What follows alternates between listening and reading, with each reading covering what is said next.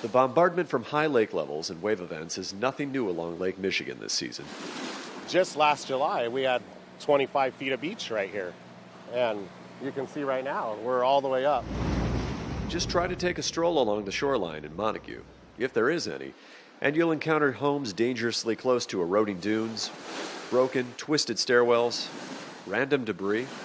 With projected lake levels remaining high into 2020, many property owners are now taking evasive measures to keep erosion at bay. Loose-fitting rock walls are one method. Tried and true, just a half-mile north. This is an entirely new system that is basically like pouring in place a giant stone wall that's cabled together.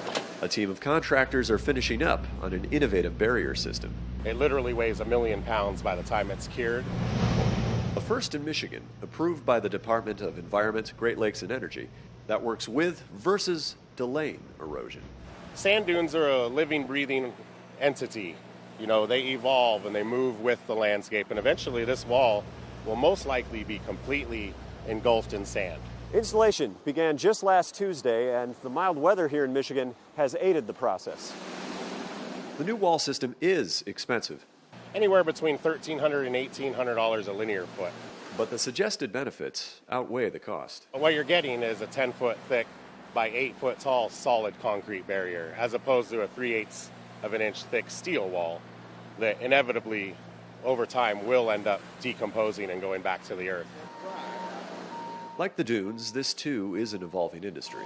And I'm being pulled into this business just out of necessity.